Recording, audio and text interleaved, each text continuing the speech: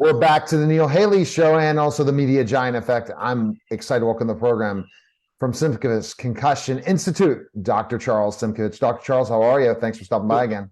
Good. How are you today? Fantastic. So we're going to go right into this topic, car accidents. We've been talking a lot about sports injuries, and we'll jump back onto that next week again.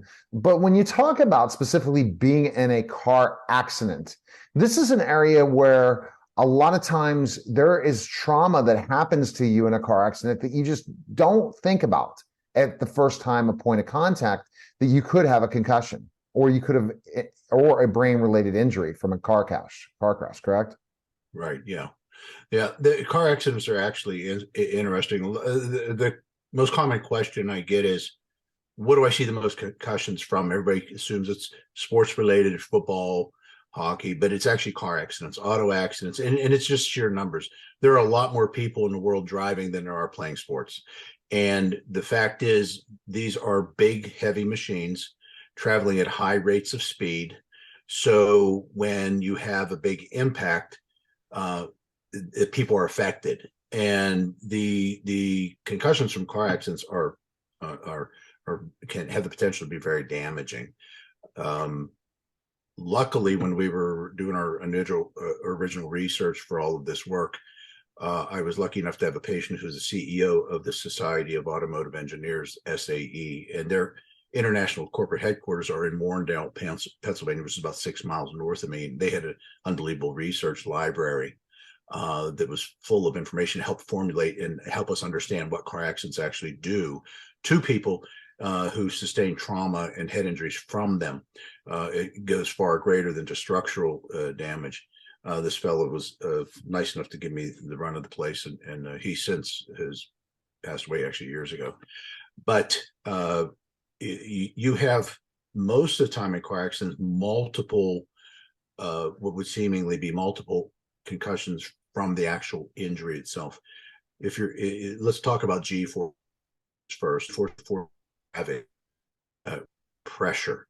At 8 Gs, an astronaut will pass out, or pilot, from the pressure. In a 15-mile-an-hour collision straight from behind, there's 12 G forces exerted on the brainstem of the spine. So we're talking a greater force than what makes an astronaut pass out. It's instantaneous. As the speed gets higher, the force that you're hit with goes greater and greater. Unfortunately, a rotational force, or in other words, if you're spun or if your head's turned at the point of impact, that's even a greater force that they can't even measure. It's exponentially higher. That brings up what's called a concussion. You can have a concussion without hitting your head, such as in a whiplash. It's called a coup contra coup injury. When your head is whipped forward and backwards rapidly, your brain actually bounces off the inside of the skull and then rebounds and hits the opposite side. So your brain gets hit by a hard bone twice. You add to that, a lot of times in accidents, people will hit their head on the headrest or the side window, or the airbag is deployed, which is like getting punched in the face. I believe the force is equal to like a 20 gauge shotgun shell that deploys that bag, because it has to come out. It inflates very quickly. Even though it's a bag, it inflates when it's fully inflated. It's a hard surface that you can hit your face. So car accidents traditionally do more damage than even sports injuries. I have, for one case in particular, was a fellow who had just graduated from Pitt Dental School. And on the night of graduation, he was in a car accident where his head hit the door of the car so hard it separated it from the frame. But this fellow graduated from dental school with honors. And for 2 years, he couldn't pass his national boards, which you need to get licensed to practice. He was unloading trucks for UPS for 2 years with a dental degree. Anyway, he got referred to me. He went through the treatment plan, and he had failed the national boards for 2 years. After we were done with the treatment plan, 6 weeks later, he passed his national boards, and he's now been in practice for 15 years. And the guy actually gets very emotional when he's sharing that story, because he could have lost his livelihood. Mm-hmm. I have a surgeon who she was hit in a car accident 70 miles an hour, and she was living in her basement for a year, didn't practice. She was living in the dark with sunglasses on. And anyway, she came to be treated, and within 6 weeks, she was back to practice. She's now working 10 hours a day, back to practice. Interestingly enough, this same surgeon had gone through, evaluated for vision therapy, which is a therapy that's very valuable and it's great in rehabbing concussions after they're done with our protocol.